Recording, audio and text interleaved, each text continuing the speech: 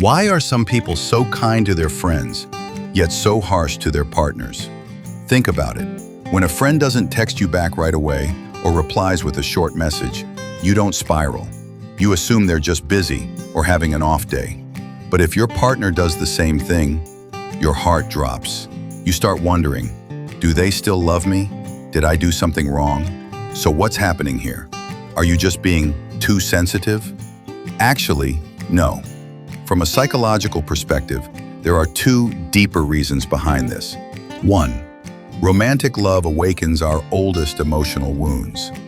Intimate relationships activate the same parts of the brain that formed our earliest attachment patterns. They mirror the emotional landscape we once had with our caregivers, the people who first taught us what love and safety feel like. While friendships might feel safe and steady, romantic love touches a deeper layer of vulnerability. When you were a child, if your emotional needs were ignored or dismissed, your brain learned that love can vanish. Now, when your partner pulls away, even just a little, your nervous system panics.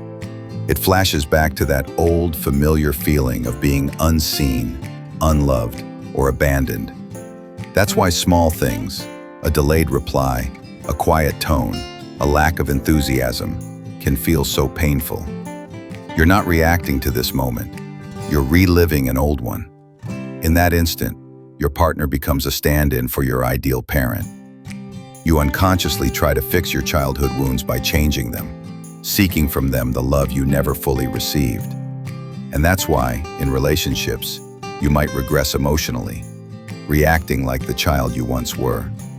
When they fall short of your expectations, it feels catastrophic. You cry, argue, or shut down, not because you're dramatic, but because your inner child is crying for safety.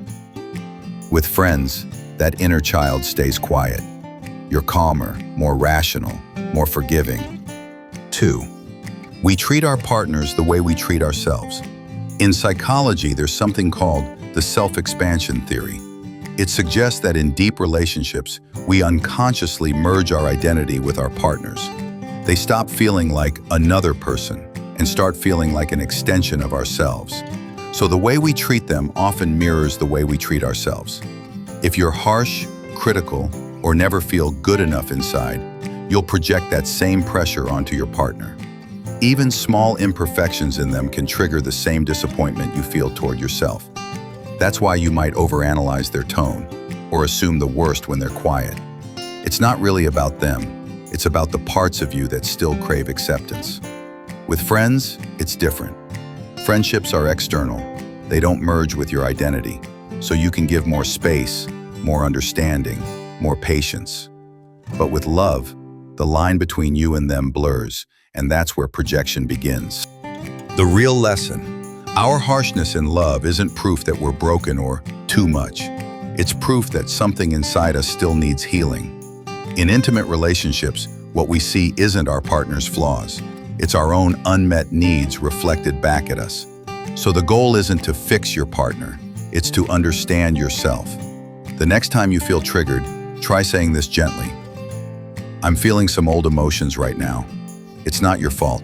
I just need a little space to process. That one moment of awareness can change everything. Because love isn't about being perfect. It's about learning how to stay kind, even when your wounds get loud.